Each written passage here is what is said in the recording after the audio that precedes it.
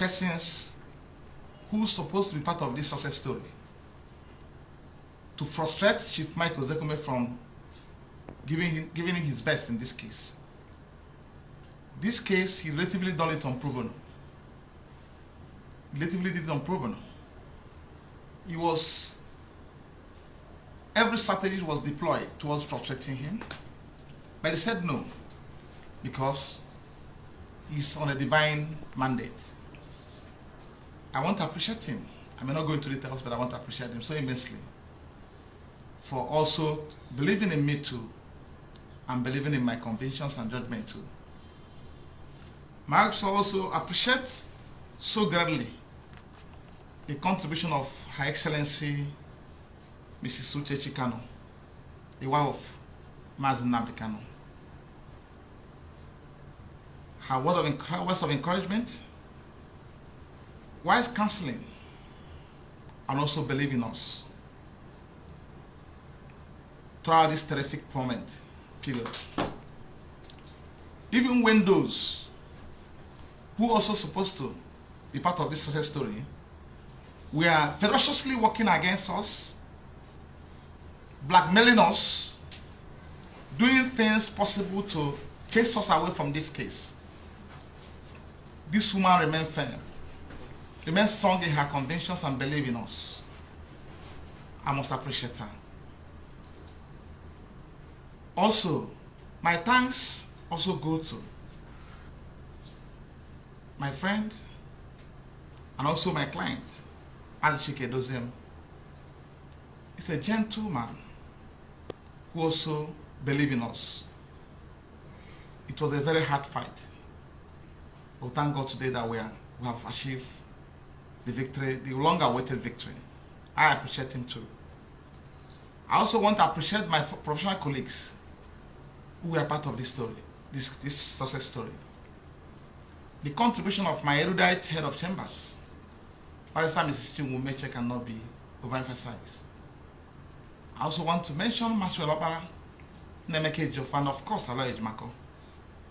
Those who work tirelessly to ensure that we get to where we are today.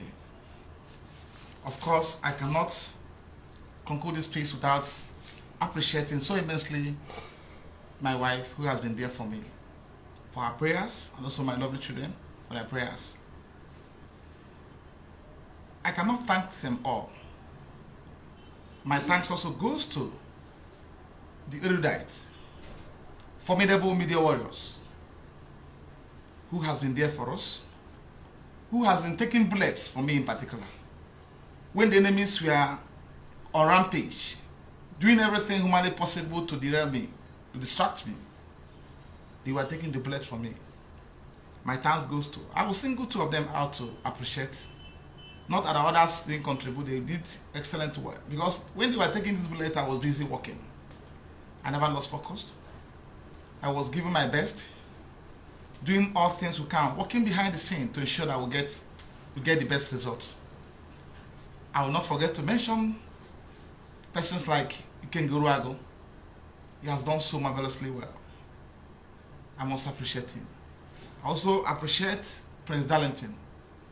They are there for us at every given time. They were there taking bullets for us. I must appreciate them. May they remain blessed.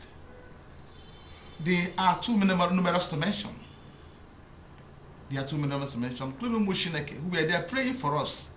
Reverend fathers, bishops, Catholic priests, and call them, name them. Traditional worshippers who are also praying to ensure that we get to where we are today. I must immensely appreciate them.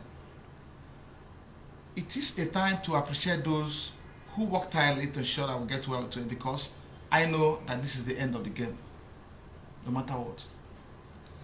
You all were in court yesterday to hear from the court. Unfortunately, those that didn't have opportunity to listen to the judgment of court of appeal, we are busy discussing issues that were never mentioned. They are discussing irrelevant issues that were never discussed even. But it's important for me to say it. Yesterday, the court of appeal unanimously allowed our appeal. resolved the fundamental issues on the extraordinary rendition of Mazi Nnamdi Kanu from Kenya to Nigeria in our favor, and also lambasted the federal government for the executive recklessness. And it's important for me to highlight this fact. The court held unanimously that the manner in which Mazi Nnamdi Kanu was abducted in Kenya and extraordinary rendition to Nigeria was in gross violation of extant laws, particularly those laws Nigeria is a state party, particularly those laws Nigeria ratified, which is today in operation. I will take the privilege of mentioning some of these laws because it's important for me to highlight before addressing press statement of Nigeria Federation. Some of these laws the court mentioned yesterday, the court also referred to Section 15 of Extradition Act, Cap E25 LFN. This section deals extensively with the procedures for extraditing a citizen from another country, which is operational in Nigeria. It's a law ratified in the country. It's a Nigerian law. 2. Article 12, Sub 4 of African Charter of Human and People's Rights. This is a law Nigeria also violated. Also, mutual assistance in criminal matters within the Commonwealth, Enactment and Enforcement Act, Cap M24, Laws of Federation 204. This is a law operational in Nigeria. Nigeria violated it in the course of abduction and the extraordinary rendition of Nnamdi Kanu.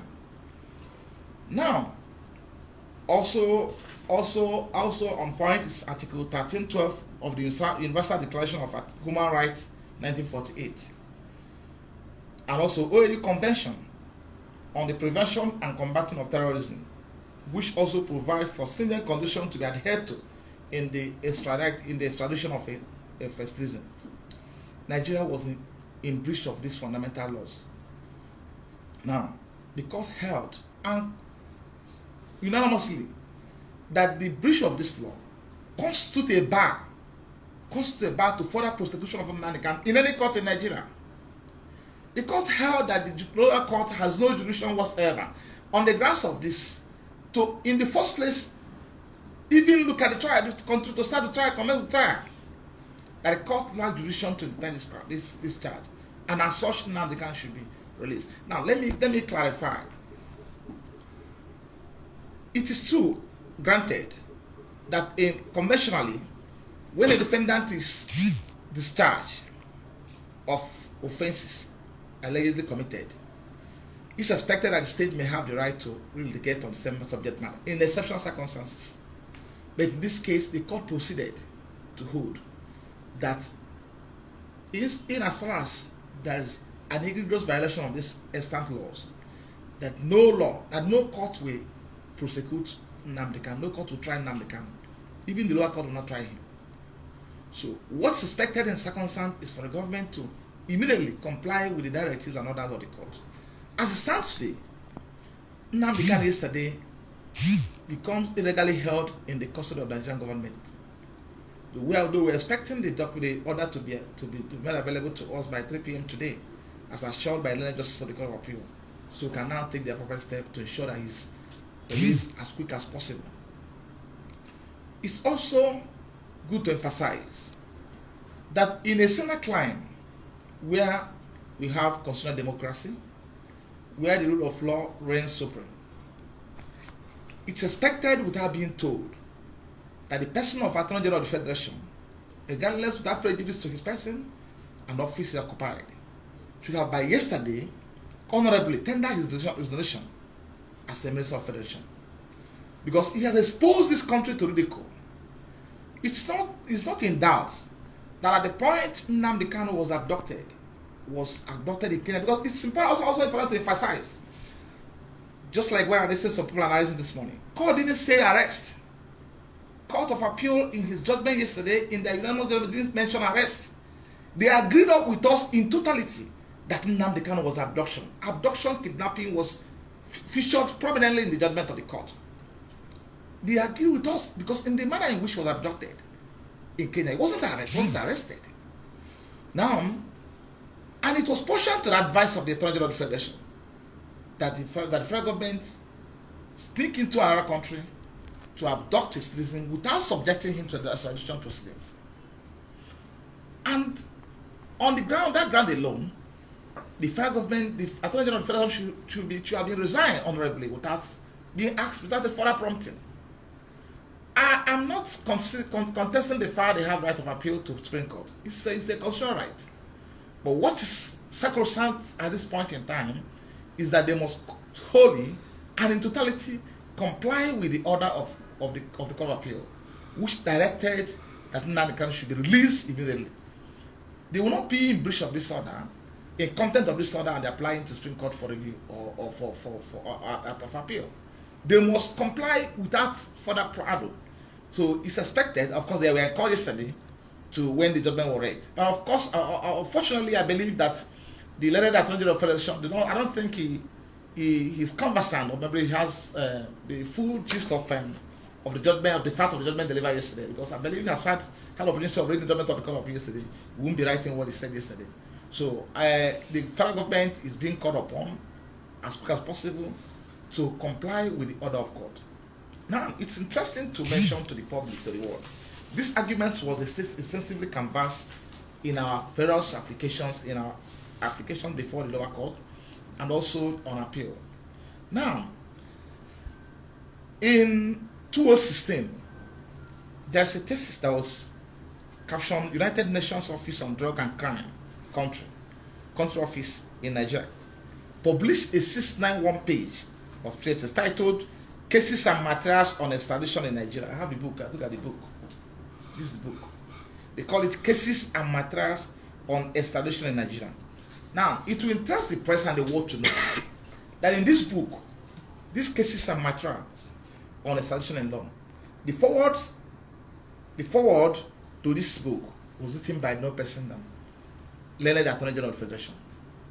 Malami. He wrote the forward. Now, you understand, me and you understand what forward means. When a forward is written on a book, that means you sanctioned. You have gone through the content of that book and you sanctioned the content. Now, I will tell you something now, because it's important for you to know. Now, in this book, it's at pages 4 to 5 of that book. The Attorney General that I mentioned to you, having sanctioned that book, critically condemned extraordinary rendition in this book. He critically condemned in page 4-5. I can give you it's very, very bulky. Condemn extraordinary rendition. In his words, quote, listen to me carefully. In his words, the AG Federation Malami stated, it is easy to confuse extradition with rendition.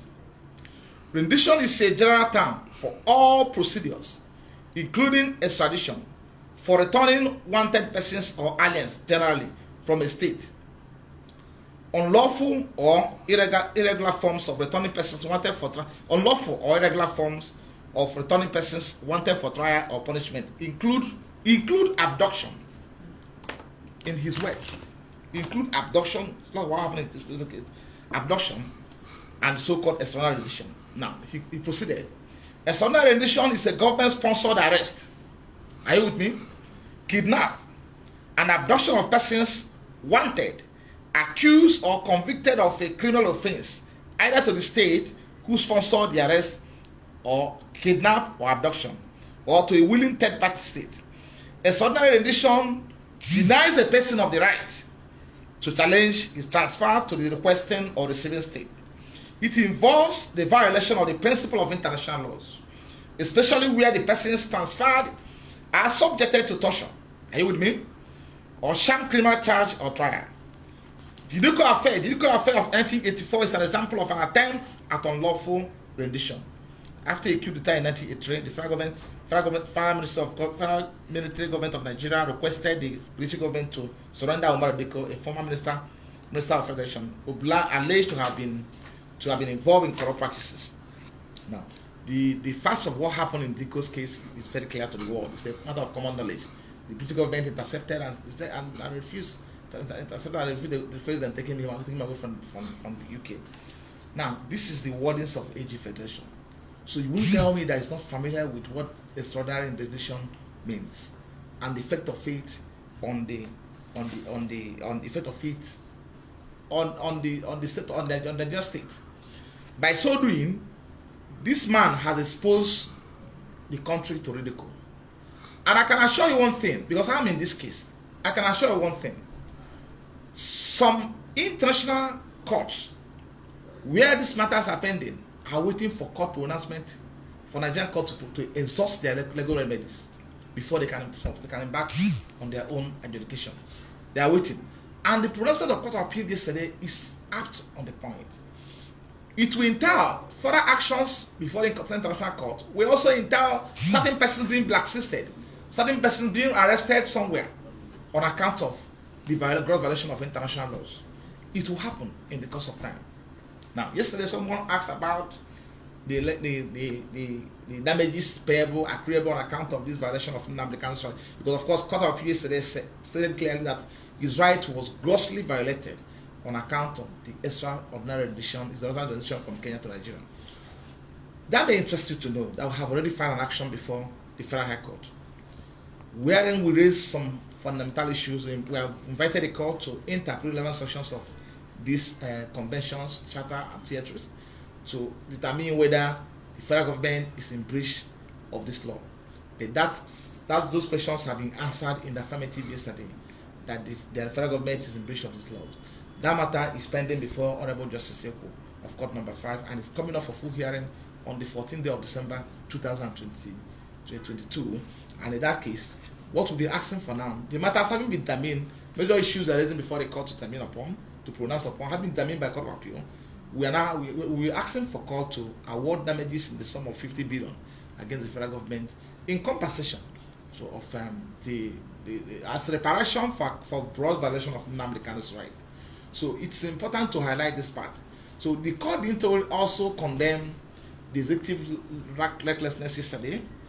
The court didn't stop at declaring that the lower court has no jurisdiction to defend the charge.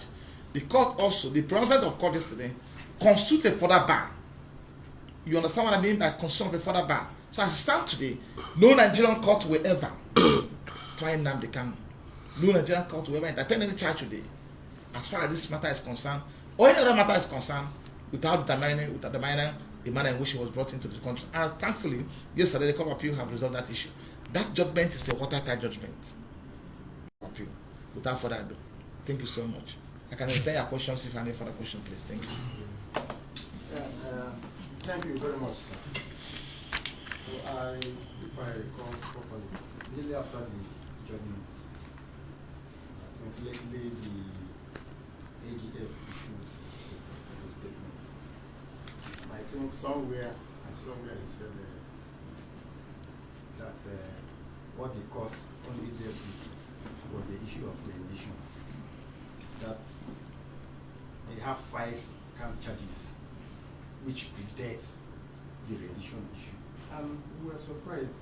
Is it not from the 5 count charges that you people jettisoned and filed an amended 15 count charge? So I don't know. So let me just thank you so much. Obviously, without prejudice to expressing the personal Attorney General, it's important at this point for us to chronicle and also give you a trajectory of this case, because for you to understand how we started. Nnamdi Kanu was granted bail sometime on 14th of April 2017. That should be within that period. And the matter adjourned for trial to October 17, 2017. You and I, all of you here, the pressmen, witnessed what happened between 10th and 14th of September 2017. His premises was invaded on 10th, first invaded on 10th. 3 persons were killed by Nigerian soldiers. Then on 14th, they now wait for him. During this bloody invasion, over 28 innocent and unarmed civilians were murdered, were killed, brutally killed. Now, in an attempt, they weren't killed because they want to kill them. They were killed because they were desperately hunting for Nnamdi Kanu to kill him. Then, by sheer act of providence, Nnamdi Kanu not only escaped being killed. Now, it's elementary part of our law, legal jurisprudence, or criminal law, that when a person is facing a trial, assuming you are charged with the offense of stealing. Let me just bring it to a level you understand, and also for AG to understand too. Assuming you are charged with the offense of stealing, and in the course of enjoying bail granted by the court, you committed another offense, probably offense of armed robbery. There's no law that said that you will not be arrested on account of that offense.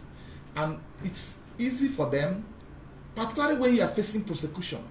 They will simply, what Nigerian security agents does is for them to come to the court and wait for you on the day of trial. I will have cases of that nation, plethora of cases of that nation. They will come to that court, arrest you, or they will even file a fresh charge. Why they will arrest you is for them to interrogate you on the new offenses, then before they will file any fresh charge.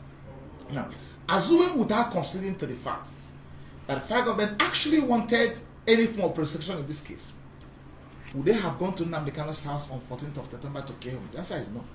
They were waiting for him to come to court on October 10th, October 17th, 2017, to continue his trial. And probably during that period, they will arrest him and investigate him on fresh offense, assuming if he had committed no offense unto law. You will investigate him on the fresh offenses, probably on 5 fresh charges. And Nnamdi Kanu was ready. He has announced he has passed through pre-trial briefing and conference, preparatory for trial, fixed for 17th of October. Now, second question: had it been the federal government succeeded, God forbid, in killing Nnamdi Kanu on the 14th of September 2027, will we be talking about this charge again? The answer is no. Now, Nnamdi Kanu, when he was first in Israel, state of Israel, he posted an affidavit of facts, stating the facts of what happened in his premises, how he escaped, and in that affidavit, which is now before the public, he made it very clear in that affidavit that he's ready to come back for his trial, but he needs protection from court. He needs court to assure him and give him protection, and assure him that he offers protection for him to come back for his trial. This affidavit was filed in court, stating, urging the court to take the application for court to understand, inquire into what happened in his premises on the 14th of September. It was filed in court sometime that same 2017, but the court didn't hear that application. It was still filed. He didn't hear that application till this year, and at subsequent adjournment, we kept on bringing the facts of that application before the court. That application was not heard until a few months back this year when it was brought to Nigeria. It was forcibly brought to Nigeria. Wasn't heard it. Now, Nnamdi Kanu is not in Kenya. He found himself in Kenya or part of Nigeria because of an desperate attempt by the federal government to assassinate him. The law is clear. This international laws we enumerated is clear. That now you want to arrest him, right? That law, the 5 count charge you're talking about, which was facing before an attempt was made at killing him, we have gone on now. If at all they have submitted into traditional proceedings in Kenya, I get the point I'm making now. Did you know? If they had submitted Nnamdi Kanu to extradition proceedings, then you will go through the proceedings, and at the end of the day, if the court in Kenya found him liable, then he has to come back to Nigeria to face his trial. Section 15 of the Extradition Act says that if he's coming back to Nigeria, he's going to face the trial on that 5 count charge. Now, because they didn't subject him to extradition proceeding, recognized under international laws and covenant and charter conventions, they abducted him, they kidnapped him in Kenya, then brought him to Nigeria. Now, what the court is saying, in view of what you have done, you cannot try him again. He cannot be tried, even on that 5 count, he cannot be tried again. That's what the court says. Because he cannot put something on nothing and expect it to stand. It must fall. The foundation has been spoiled. You cannot build on a shaky foundation. So that 5 charge he was facing before an attempt was made at killing him can no longer prevail in the circumstance. The court said, take him back, he has to go. Go back. As he stands today, he cannot face any charge. He's barred from being prosecuted in Nigeria in any court. Whether it's court in Adamawa, or court in Lagos, or court in Anambra, or court in Oburusuzo, or whatever you call them, or Maya. He cannot face any trial again. So, and I believe, and I want to believe too, that the Attorney General Federation is fully aware of this law. But I believe they are trying to play to the gallery. He cannot face any trial. And for them to salvage the remaining image of this country, if at all, is for them to immediately comply with the order of Court of Appeal. Secondly, don't recall too, that the United Nations Working Group on Arbitrary Detention had on 20th day of June 2022 issued a communication to federal government after they have gone through the processes filed before a communication before them, directing the federal government to listen and cannot conditionally, and also to also compensate him for gross violation of his right. The government turned a blind eye to that communication, and yesterday the Court of Appeal, though the Court of Appeal didn't make reference to that communication, but on their own findings, their judgment was basically relied upon based on the facts presented before them. Of course, you had the right judge, Honorable Justice Nikki Toby, who was specific and firm that he is not, that his judgment is based on what is before him. That he's not interested in what's being said in social media, here and there, or just interested in what people are discussing over the social media. That they are giving, and he's giving his own judgment based on what matters before him. It was a 3-hour judgment, very, very erudite judgment, impeccable judgment, unassailable judgment of the Court of Appeal. A judgment that will stand the test of time. A judgment that has been able to resolve so many contentious issues. A judgment that has been able to resolve so many novel areas of laws has been put in place today, and I commend them so much. So it was based on fact before that. There was no politics there. There was no political solution there. There was nothing like, there was no extraneous influence whatsoever. It was based on facts and laws presented before them. And if you look at the judgment, if you listen to the judgment of the court, if you read the judgment of the court, you agree with me totally that these people, that if they are going to Supreme Court, I don't want that, without prejudice to them, they are right. They can go to Supreme Court. But what we are saying is that before you take up any further step, just like what happened in the case of ASU and the federal government. ASU went to an appeal to challenge the order of commercial court. The court. Court of Appeal said no. You are coming to my court, eh?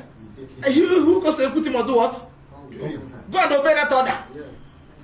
Because notice of appeal on appeal to Supreme Court cannot operate as a stay of execution. You must first of all release my client to me. Then before you go to Supreme Court, we'll come back there and sort ourselves out. That's fundamental. So I believe I've been able to highlight some of these fundamental issues that area of law. Because we need to teach them the law. We need to let them understand what law is all about. Thank you so much. Thank you very much. For coming. Well, there is God bless you. Thank you. God bless you. Don't understand one do and this, okay? God bless you. Thank you so much.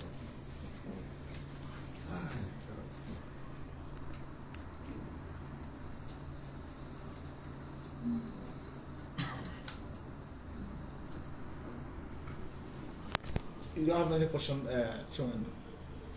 yeah. I wanted to nip in a question. Okay. We are all aware, how the federal government will always flaunt court orders and with impunity. And we want to know, and also Biafrans and the world will want to know, what if the Defense Council, after going to submit the judgment to the Federation, and they refused, both the DSS and the federal government refused to let him go? I can assure you 100% they can't try it. Okay. Because the consequences will be so dire, it will be so serious. Already they're in trouble. They're in trouble before the international community. And the best thing for them to do now is just to salvage their remaining image, just to release them the Canada can. If they want to go to Supreme Court, I will have no problem with that. But they must, as a matter of urgency, comply. They must obey the order. This is not the order of High Court. It's not of Court of Appeal. I know what it means.